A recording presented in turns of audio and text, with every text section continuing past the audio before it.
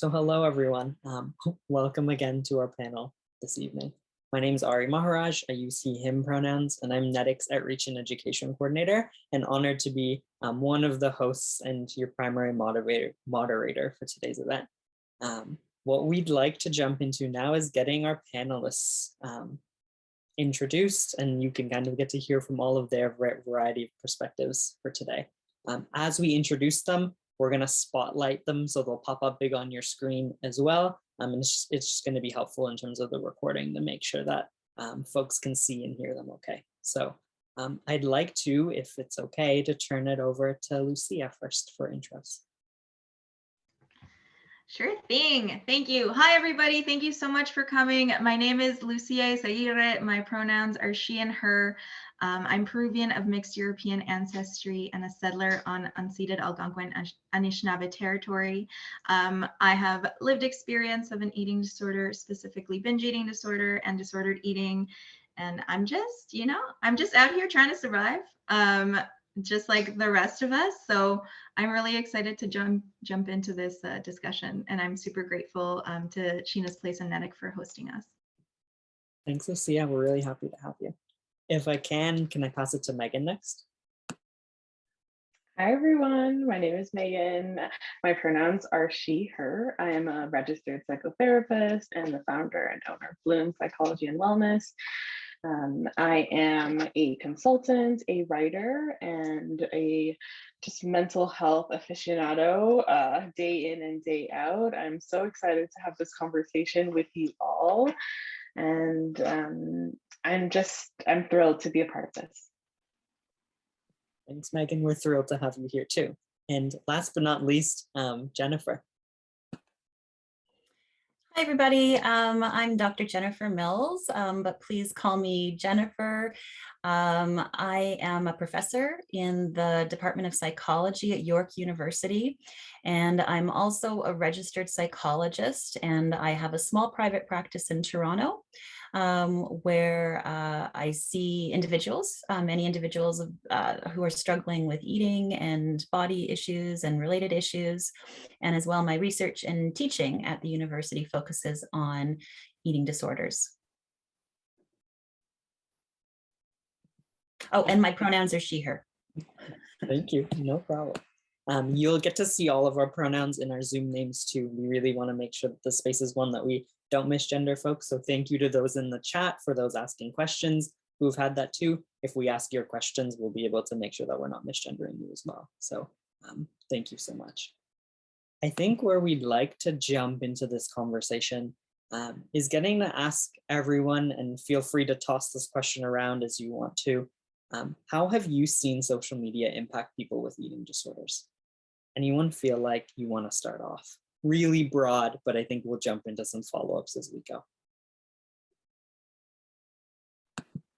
I can start. I've worked in the field of eating disorders for probably about 6 years now, from all levels of care, from inpatient to aftercare groups. And I think one of the things that I see the most, just broadly on social media, is negative comparison, a lot of cultivating of an inner critic, a sense of depersonalization and disconnection from self. Those are some of the main things that I generally see as a clinician, and also as like a person who exists on social media as well. Yeah, so there's a million more things that I could say about social media's impact on eating disorders, but I would say if I could highlight like my top 3, those would be the ones I would pick. Yeah, thanks, Meghan. Lucia, Jennifer, do you want to add in on that? Sure. Yeah, I can kind of speak. So with my researcher hat on, I can speak to the broader view, which is that it is very, very, very common for people to report that social media is making their body image and their eating worse. So if that is something that people in this group have experienced, know that you are not alone, that it's very, very common for people to feel like social media is triggering or exacerbating their eating their eating disorder. And I will say right up front, I'm not on social media personally. So I know we're supposed to use I statements and speak from our own perspective. I have very little personal experience on social media. Part of that maybe because of my age, and part of that is a personal choice to stay off of social media. But I am familiar with the way it works. And then on a smaller or closer to home scale, clients that I have in my private practice have also spoken to me and brought to therapy some of the issues that they're dealing with, whether it's being lured into and tempted to go on to pro eating disorder content, trying to figure out how the heck do I avoid diet related content on social media while still following my friends and being a good friend. I think it's fraught, and there's a lot of ambivalence from the people that I've spoken to about it. Yeah, thanks, Jennifer. And I think what's really cool to note here at this point as well is that within the three of you, and I think all of us here, I think all of us wear multiple hats, right? And don't feel like we have to speak from all of them at the same time, and also don't feel like anyone here has to be an expert on anything other than themselves and their own experience. I think everyone just being able to own the hat that they're speaking from in that moment and where you're at is really helpful. And we're really happy that you're here, including because maybe your personal relationship with social media is the one that it is while you're doing professional work with it.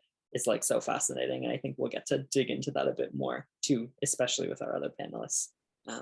Lucia, do you want in on this question? I sure do. Yeah, I think my relationship with social media has evolved so much over time, because when I was a young teenager, I don't know if this was a fever dream or like what was going on, but there was this little site called Zanga, and it was like a blog site. And looking back, a lot of really problematic content. And I'm sure I wasn't the only one to access it and see it. And I think like now, social media is such a reflection of like society at large, and really just like amplifies and highlights certain things. So what I've seen is that like it has the potential to like amplify like anti-diet and body liberation content, as well as and I've been part of that. Like I was volunteering for NEDIC and helping with the social media at some point, and I could see like the community around that, which was awesome.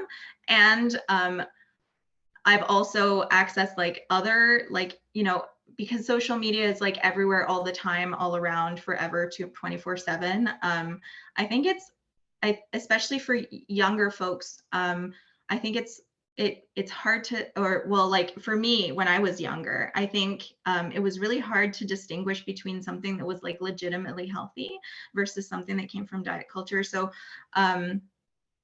yeah, I think it can either like I've seen it do kind of both ends of the spectrum, like either exacerbate any disordered eating or body image issues. And I've also seen it create community where people can heal and see some hope. So yeah, and personally, my relationship is like very cautious, and I'll definitely talk about that in a bit. Yeah, I'm really curious on like staying on this line of thinking, but following up. For all of you individually, has your relationship with social media and your thinking around it as a therapist or as a clinician or as someone using it yourself, as a researcher, has that changed over the years? I feel like we're probably like 16 years into like modern social networking, social media. I'm trying to think about like when MySpace and stuff came out, like Lucia, when you mentioned, and like live journal and all of that. Like I don't even know when we'd even say is the start. But over that time period, since all of us are older than 15, how has your experience of social media changed? And in particular, have you noticed anything unique over the COVID pandemic that has changed too? Or I don't also want to be the kind of person that's like, COVID's changed everything all the time, and like that can be exhausting too. Tell me about you, how that's changed for all of you. I'd love to jump in if everyone's cool. Yeah, I think, like I was mentioning, over time, it's changed a lot because I've changed and grown, and I think become more self-aware. So when Xanga was happening, was like, what, 2003? So it's been like 20 years. So that's changed a lot because I've started to think more critically. And I think also like the business models of social media companies has also changed and shifted, which has influenced the content via algorithm, via what's rewarded, etc. And to answer your question about COVID, I can say, like, personally, as a user, like I could really feel myself, like, I mean, for a while there was nothing else to do, so you were just like scrolling, and man, those infinite scrolling things are like real, they can be real addictive, and I had to take a step back and just kind of like evaluate how I was feeling about everything, and what I was experiencing when I was using social media. Like, was I just consuming content, or was I thinking about things? Did I have enough time to absorb things? Like, I really think that social media, just like, and the internet in general, we have so much access to so much information, again, all the time. And like, I don't know if our sweet ancient human brains are like equipped for it. Yeah. I would say, at least for myself, I agree with you, Lucia. Like, as I've changed, my relationship with social media has changed. And also, social media has really evolved from a connection based space to a data mining opportunity. And I think for myself, my relationship with social media changed once I became a clinician, because I realized that it was both an opportunity to really be a part of the change that I was fiercely angry and like raging against, which provided me with some activation and some hope. And at the same time, it puts fear in me, because a lot of what I see with the algorithms and with this kind of regurgitating of information that could be harmful and passes along through insecurity to insecurity, is that they are collecting all of that information about us, and they are absolutely 100% willing to use that information to prey on individuals in the social media space. And so I think, as much as I would love to come up against the BMOS, and I've been blessed and lucky to be part of like the NEDIC advisory board, where I get to ask TikTok the hard questions and like grill them and say like, hey, what are you doing about tags? And what are you doing about this? Which is something that I don't think I even dreamed about I could even be able to access as a young person on, Facebook back in the day. Formerly known as Facebook, by the way, Meta, I guess now. And I think that to me provides me with a little bit of relief, as I'm facing these giants, I'm also part of something, like this panel, like, the conversations that are really starting to change the face for me of how I intentionally engage in social media. And so, yeah, I don't know what the next 10, 5, 3, 20 years is going to look like for myself on social media. Maybe I will change my tune completely. But right now, I'm kind of sitting at the intersection of really seeing how much I've been impacted as an individual, how much my clients have been impacted, and also just navigating just personal fears around how much of this is real. What am I really seeing here? And am I participating in like a grand illusion that is essentially a mirror of insecurity, a mirror of our worst fears and anxieties? Sorry, I think you should be good. There was someone who was unmuted.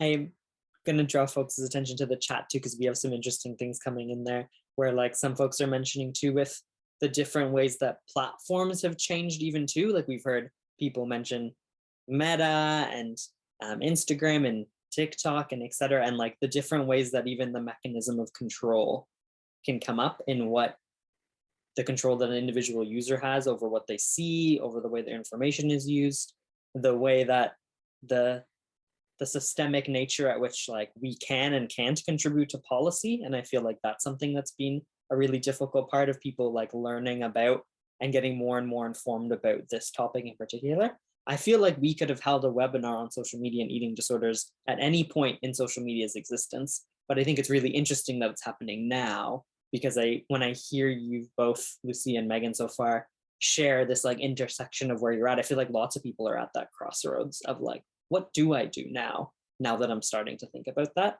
And I think we're hearing that from government too. Jennifer, you want in on this one? Yeah, I would just echo what I've already heard and some of the good comments that I've been reading in the chat, that on the one hand, I feel more concerned than ever about the impact of social media on mental health, because of the lack of consent, because of the lack of control, the algorithms, the intensification of certain types of content. And on the other hand, I feel a little bit more hopeful actually talking to particularly young people, university-aged students who, even at the age of 17, 18, are able to tell us, oh yeah, I know that it's affecting me. I know when it's starting to get me down, and I know when I need to take a break. And so that is encouraging. Yeah, for sure. I feel like, to connect back to what Lucia said initially, on our toll-free helpline and chat service over the course of the pandemic, there was such an increase in those young folks, particularly like 11 to 19-year-olds, who were like navigating all the different challenges of the like initial pandemic exercise videos and bread making, and just like the way in which everyone was engaging with almost everything was an eating related message or a food related message or an exercise related message, and how difficult that was for folks when they were also at a time of like boredom, like at a time of scrolling, and like that social media was the way to connect to friends. How can we shield from that when like this is all we have in some ways for some folks? So yeah, I think I'm like, that's a really curious point. Anyone else have thoughts on this before I move us down a different direction before I move? I just wanted to add to that COVID piece, because I realized I didn't answer that question.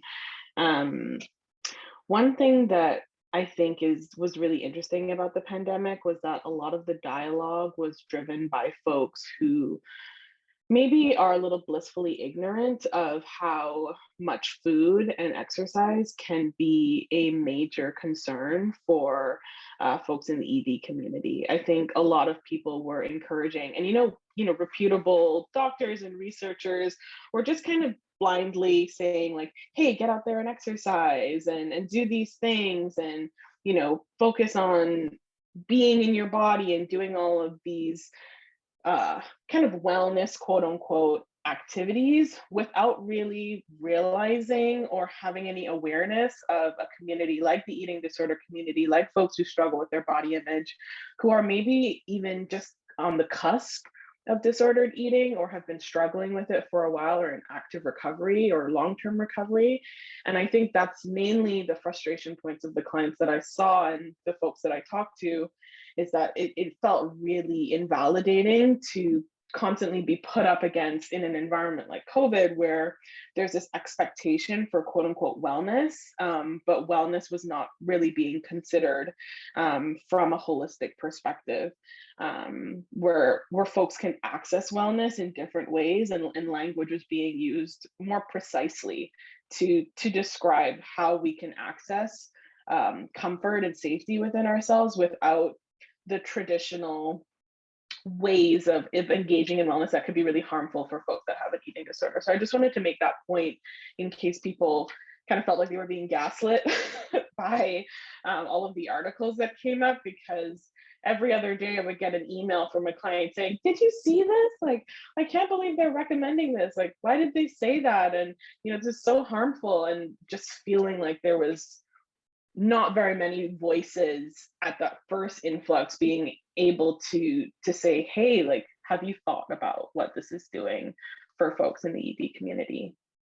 Right. I feel like while we have this energy, I was really curious to ask all of you on like, what does really frustrate you or worry you about the conversation we're having about social media and mental health? I feel like, Megan, you started to make that connection with like the way we talk about wellness and the way even like well-meaning folks or folks who should be more well-meaning in terms of other healthcare professionals and such, the way that sometimes they have these as really established spots that they miss around supporting people with eating or body image issues. In your opinions, are there certain perspectives that are missing or not getting airtime that you're really wanting to use some space now to amplify?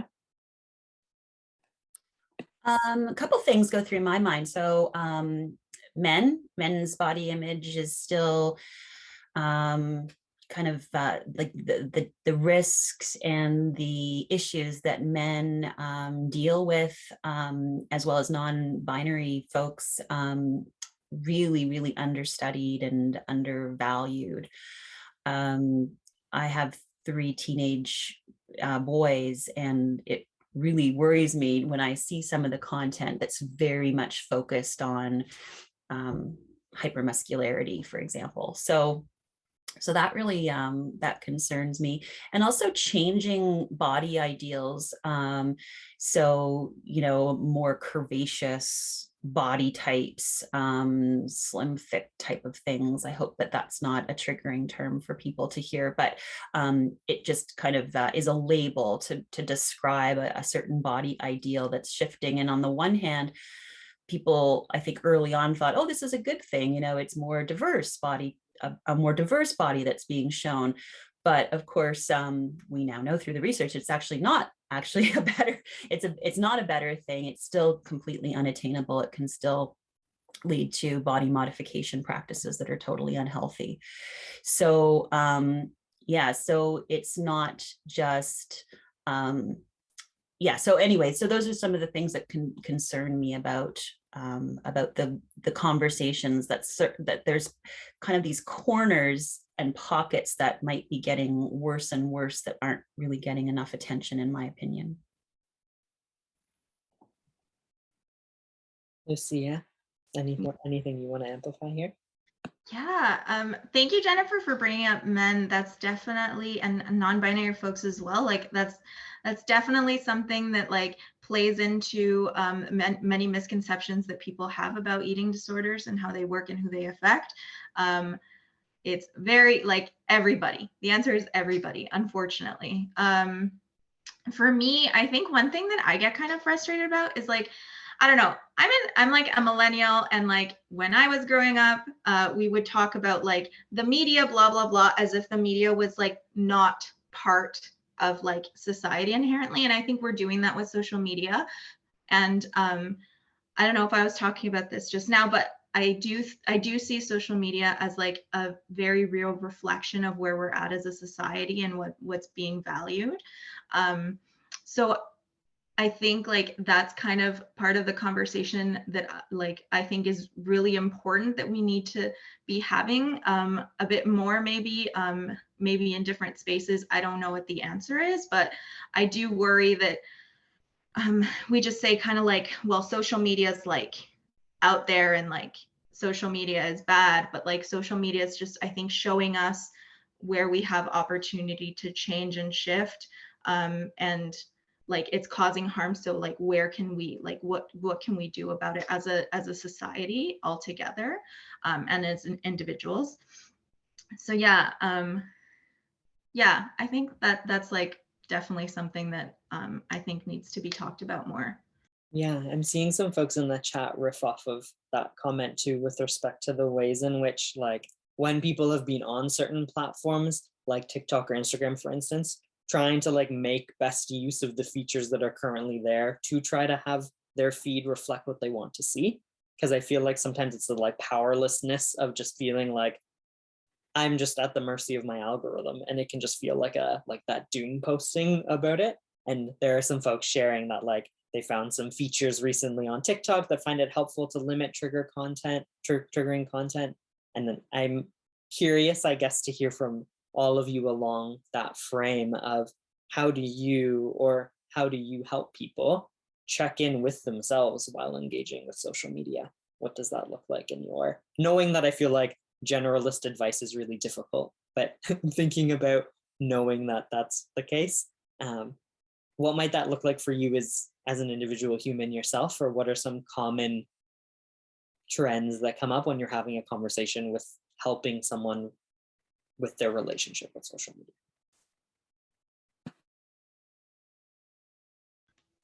I think that's such a good question, and thank you for asking it. Personally, I don't always, I'm not perfect at it. I think I try to just create space for myself. My tendency is to scroll furiously when I'm feeling stressed. So I try to be if I find myself doing that, I try to take a step back and check in. And no worries, Michael, no worries.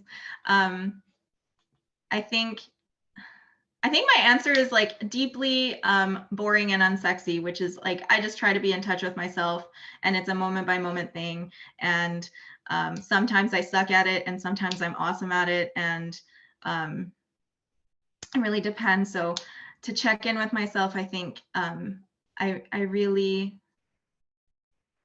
I don't know. I think I just kind of try to take time and cultivate other things outside of social media that I can turn to, that are more in my body and less kind of head focused, and that helps me engage more meaningfully. And I also do the mute, block, limit, delete apps if I need to. So those are the kinds of things that have helped me, I think, engage a bit better on social media. I would say I agree with you, Lucia. I definitely use those tools a ton. The mute, the block, the limit, the disengage. As someone who's on social media and feels pretty responsible for carrying mental health content and sharing mental health content mindfully, I think within the things that I post and I share, I really try to be someone that is encouraging of taking a moment and embracing presence, and even just explicitly saying log off, pause, check in, take a breath, do a 3-point check. What am I thinking? What are the sensations that are happening in my body? What am I urged to do? What am I doing right now? Just to build some more critical awareness of the present moment. But for myself, I think ways that I've started to be more intentional with social media is, utilizing the tools on my phone. So limiting apps, setting time limits, also being very intentional about my goal for social media use. So I really try to parcel it out. And I know this seems kind of nitpicky, but if I am posting, then I am posting something. I am not then posting and scrolling and commenting and, looking for something. If I'm going on social media for a particular resource, then I am looking for that resource, and I am focused on that. And so I think setting goal-based intention for how I use social media, and then really being accountable to myself for the boundaries that I want to set around that, has been pretty powerful for me. And it's small, but it has made a huge difference in how I feel after being on social media, especially as someone who is a virtual therapist and is online a ton, whether that's via email or through the various ways that I've connected with clients and the wider community at large. I think that's just been a self-care point for me. Thanks, Megan. And just before I go to Jennifer, if you let me follow up, and feel free to pass if you're like, oh, I don't really know. I know that in the audience here today, we have folks who are professionals who are probably on social media and are trying to think about ways they can be responsible too. For you as someone who is, I feel like it's always going to be an ongoing journey and an ongoing learning process. When you were starting out your posting on your therapy-based Instagram accounts, what did that look like for you? And were there certain lessons or ideas now that when you look back, you were like, oh, this was really important and I'm really glad I did this? Or ugh, like I should have put this boundary in place, or like I maybe misset this intention. Like, can you share a little bit about what that looked like for you when you were starting that out? Yeah, and I think I was lucky because I started my social media as a tool to reach folks because I didn't have enough space in my private practice. And I felt that in many ways I wanted to do more for people who needed therapy education and who needed tools and language to be able to maybe start their own work or to, seek support. So when I started, I think I was more motivated to be a helper and consistently show up and always be available. And my DMs are open to kind of guide people to resources. And I burnt out. It completely destroyed me. And I think I started in September of 2019. And then by December, I had just had enough. I took such a long break over, the holiday season. And I came back, I think a little bit harrowed and haggard from my time in social media because it was a bit of an explosion to be a space where I think a lot of people had not seen therapists who were Black, who had, experience with eating disorders, who were coming from a health at every size, a body liberation, a body empowerment space. I don't think a lot of people had engaged in connecting with folks like that, and that was what I was hearing. So it did feel inherently motivating. So as for therapists or professionals who are listening, I would say, validate the part of yourself that recognizes that maybe your voice needs to be heard, that maybe you are someone that can be the change that you want to see in social media. To Lucia's point, really making sure that we're not distancing ourselves from it, that we are actually engaging in it. And at the same time, be very, very careful about how you spend your time, how you spend your energy, and how you utilize that valuable resource of how you feel in your body. Because I cannot help a single person if I am overwhelmed and spent and burned out. And that was a lesson that I really learned personally and seriously, that I think I would pass along to anyone who is thinking about this. Yeah, thanks so much for adding that. To Jennifer, before I move on to our last big topic, and then we'll go to audience questions. How do you help people check in with themselves while engaging with social media? So very explicitly, if I'm working with clients, I incorporate that into an assessment and getting to know you. How do you use social media? How do you feel about social media? How do you feel about what you're looking at and how it makes you feel? And really just giving people permission to be completely honest with themselves, because secrecy is a large part of eating disorders for many people. Secrecy can also be a big part of social media use and feelings of shame, like people feeling ashamed of what they're drawn to or what they're looking at. And so I try to give people a safe space to explore that. And, what is drawing you to those kinds of images? What is drawing you to that, even though you know that it's, on the one hand, it's making you feel bad about yourself. And so, yeah, so that's one thing that I try to do. But I would like to just say to Meghan that you are extraordinary, and we don't want you to burn out. So I think your advice to others is really well taken, and I'm glad that you're following that. Me too. Past me is very thankful that I learned that lesson. I feel like that's a real goal in our life. When you can look back and past me feels thankful, because sometimes past me isn't always thankful. I feel like it's a good day and it's worth celebrating. I've got one more line of questioning to ask folks, and we'll say to people in the chat, I'd love to hear your thoughts on this too, so feel free to share. If you feel, we think we'll probably have time for 2-3 audience Q&As too, so feel free to send those in to everyone in the everyone chat, or if you want a little bit of confidentiality, you can send that over to Natalie and you can see her as a co-host to send a direct message to. She'll be helping me compile some audience Q&A, so feel free to do that. The last main line of thinking that I want us to explore, hopefully, is I feel like so much of the conversation about social media and eating disorders can focus nowadays on like discussing everything awful that's happening. And I feel like you all over the course of this hour have gotten a chance to really share why that might be the case and how that might be the case. And I think we really appreciate those nuances. And I'd like to make space a little bit for us to dream a little. And so like, if we could cultivate a socially responsible online community, what would that look like for you? Anyone want to take first go at this? Improved consent procedures and processes. I think people should have the right to say, please don't show me this stuff, algorithm.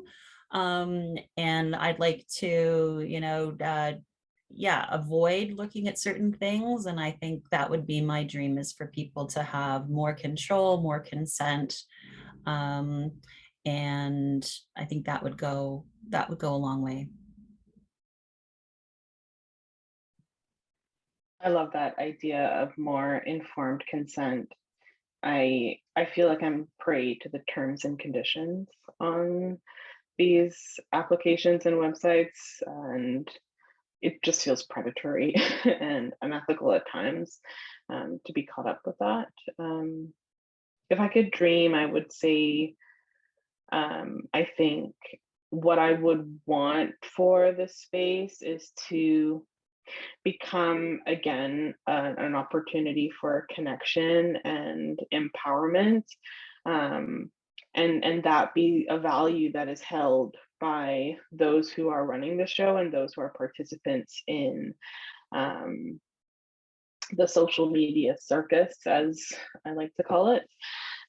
There's always something to see and something to do, but I think having a diversity of voices and really encouraging each other to dispel shame and to show up authentically can be such a salve for when we are maybe feeling pressured to be a version of ourselves that is just a presentation of who we think we should be rather than the person who we really are. I love to see folks who are kind of dispelling this idea around presentation of self and just showing up, and or not showing up if that's what feels right. And so I think that's my dream, is to continue to see those voices be heard and to be important and valued on social media. Thanks, Megan. Those are such beautiful dreams. This one is actually really tough for me because like my gut response is like, is it too like idealistic to say that everything is rooted in dismantling white supremacy and capitalism, because that's where flawed algorithms and exploitative business models come from? Maybe a little much. But I think within this community, I think like ideally what it looks like is like, I think a trauma-informed, like the people who are trauma-informed coming together and amplifying each other's content. I think like Jennifer said, more like better consent in those things. I think ideally, like honestly, to make all online communities a bit safer, I think if there could be trauma-informed people making the apps and websites, that would be really good. And I think also, I think because I'm a millennial and I'm seeing like, Gen Z and Alpha go through some really hard things because they have had such unprecedented access to social media and the internet and like so much information at such a young age. I feel very protective because I'm like, I'm an adult and I have to show up as the adult in the room. So ideally, I think where folks have the capacity to show up as the adults in the room to that we collectively, like those of us who can, to kind of show up that way and protect youth where it's necessary, because it starts young and it can get pretty out of hand. And also memes. Good memes are always good. Yeah, I'm wondering, as a follow-up to this, on like folks have started to talk about this in different ways, and I would like, while I don't like categorizing, like to put these two lenses out here on like what does individual responsibility look like online, and then what does collective responsibility look like online, because I've heard folks share from different spaces, and I feel like for me personally, sometimes when I feel like very burnt out on social media, I'm not recognizing, and I need to recognize that like what I'm trying to do is take on the collective responsibility of like the algorithm damage on social media, and like what can I do in my corner of my universe is something that I feel like is really hard to get to sometimes. I'm wondering what that looks like for you when you hear about these strategies and the things you've shared today. What are some things that seem individually responsible, and what are some things that you'd like to put in the basis of the social media companies or government or folks who can put regulation in place? What might that look like? I think individual responsibility can start with amplification, and sharing content that is a salve to some of the concerns that we've highlighted in today's panel.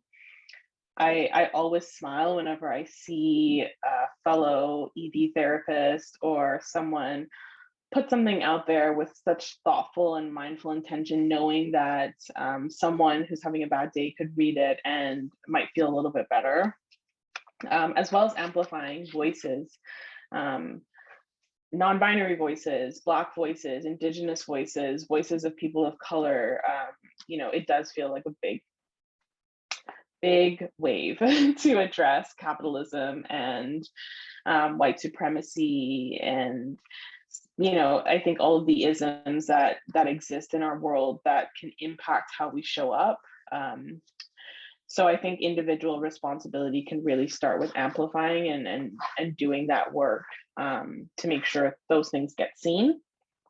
And then from a collective space, I think what I'm really hoping and expecting social media companies to start doing, are those expectations going to be met? I don't know, is to take the onus on themselves to get educated on these concerns and start to include more folks. I mentioned earlier that, I get to talk to people like on TikTok and know that they have an ED specialist on their team, but I feel like in some ways that is so new. I've never even thought I would see or hear something like that ever happen, and be able to have someone who has that understanding to educate folks in that space on what are the hidden tags, how are people kind of escaping the algorithm and doing things that might be harmful to folks that aren't necessarily quite obvious, because you need a professional on board to do that. So I think educating themselves, hiring professionals, making sure that folks with lived experience are a part of the table. Those are the things that I really do expect and hope companies, social media companies and organizations to really take the mantle on.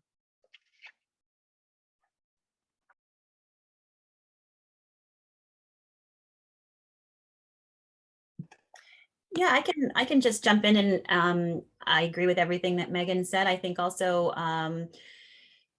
organizations like Sheena's Place and NEDIC, and this isn't just a plug for you guys because you're hosting, but you are ahead of the game, and a lot of the prevention strategies that NEDIC uses, for instance, and those are evidence-based, and a lot revolve around media literacy and improving self-esteem among young people. And they apply just as much, if not more, in this age of social media. So continuing to get the word out that young people need to become media literate, and those kind of foundational messages, don't compare yourself to other people, media images aren't real, they do sink in with with young people, I believe. And certainly when I talk to university-aged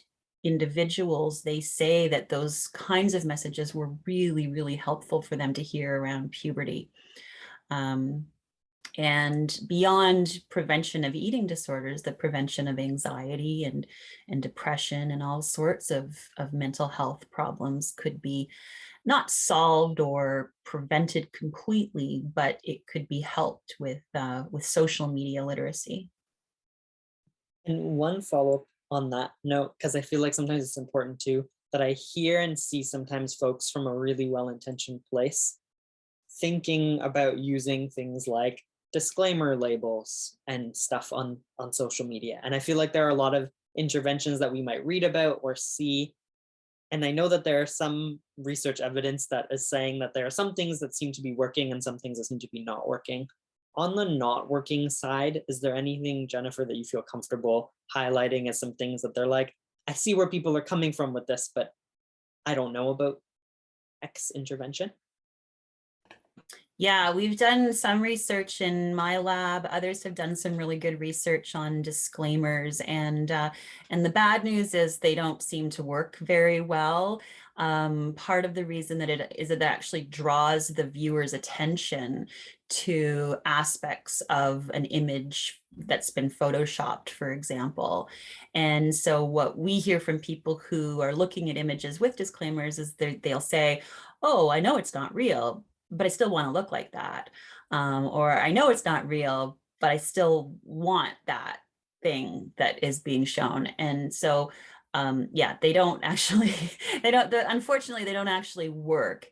And there's kind of a trend towards influencers using disclaimers and sort of a self, like, I'm being so honest, I care about you guys, and I want to be fully transparent. I've photoshopped this image that I've put up.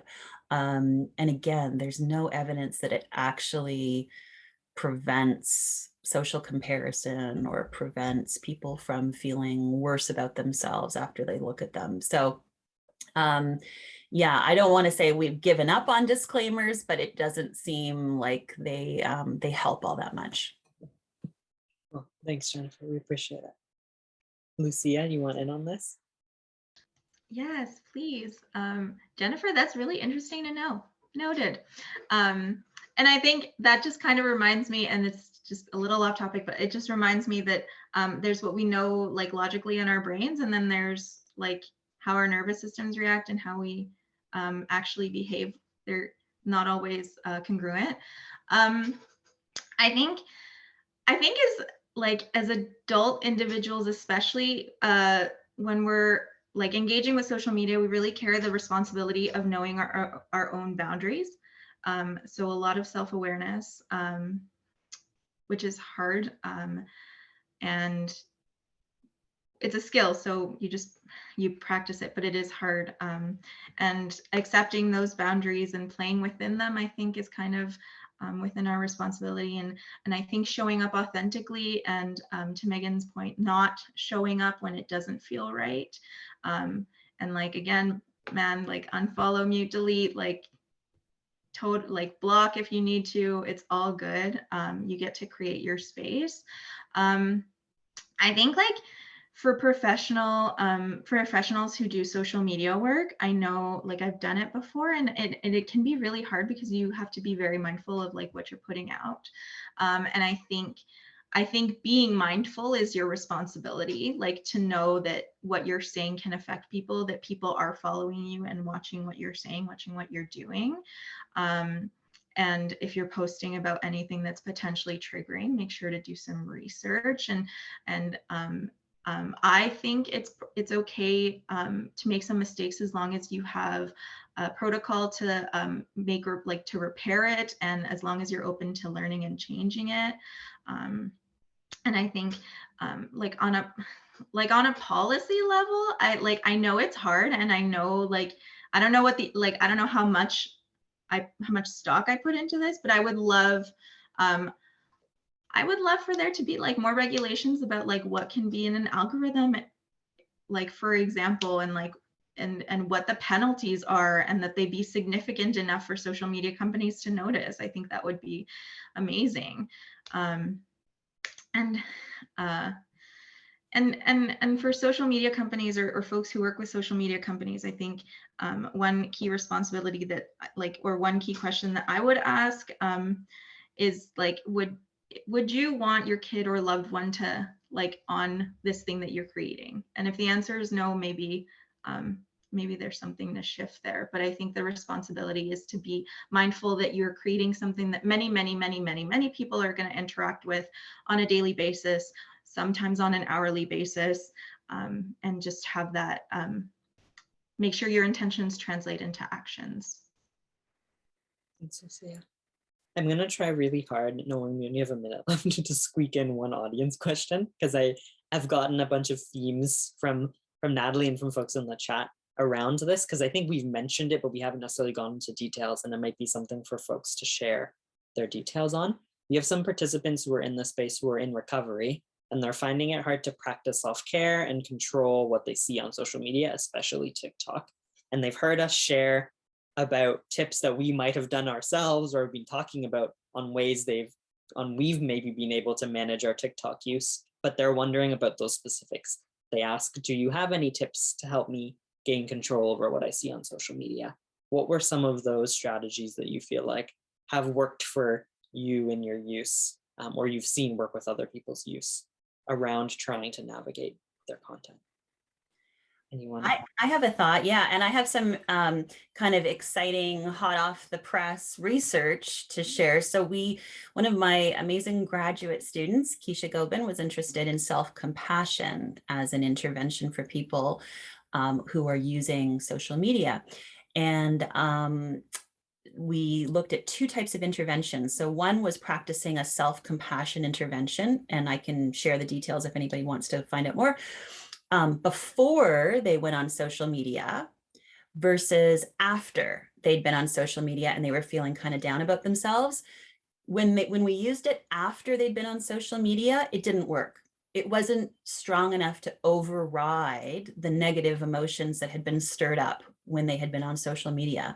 But if they used it before going on social media, it actually prevented them from experiencing a worsened mood when they were on social media.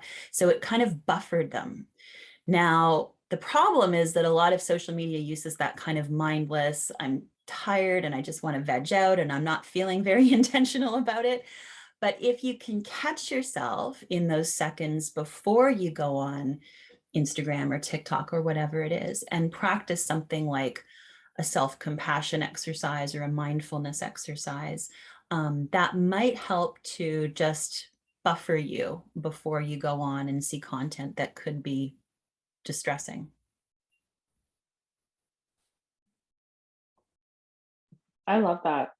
I feel like I desperately want to know more about the self-compassion exercise and the variables you use in your research.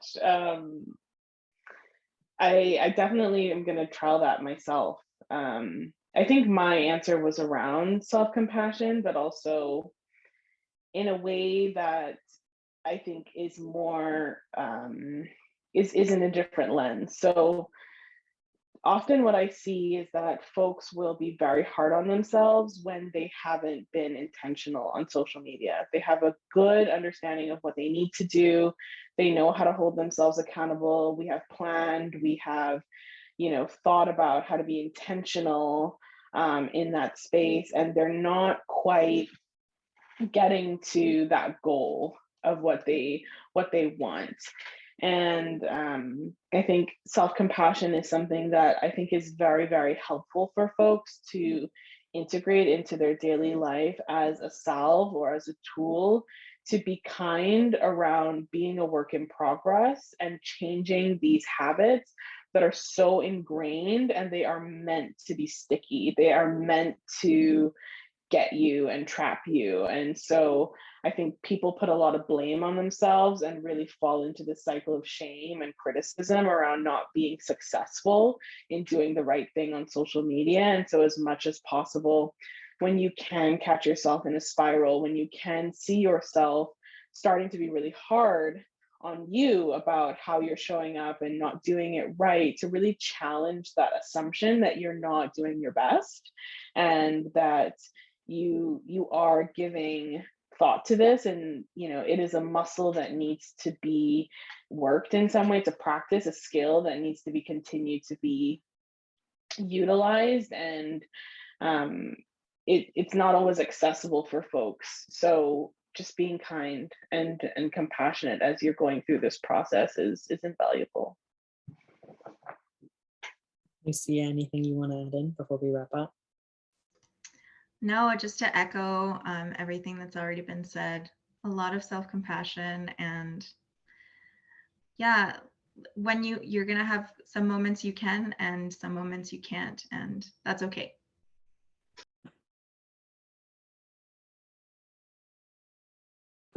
I like the metaphors that folks were using earlier in the conversation around, like, sometimes social media feeling like you're in water and like there's waves coming at you and sometimes hitting you, and sometimes we feel very afloat and other times we feel like we're sinking.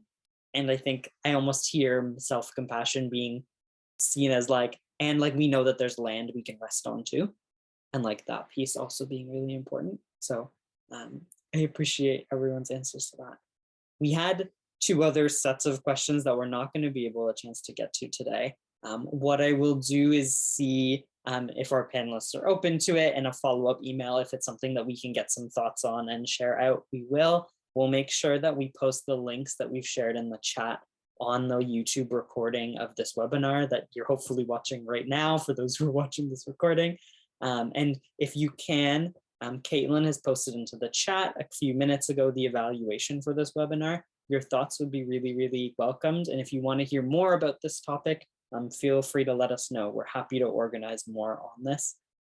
I'd love to thank, on behalf of NEDIC and Sheena's Place, Lucia, Megan, and Jennifer for their contributions to the conversation today, and for all of you for hanging out 5 minutes late as we got to at least that one audience question.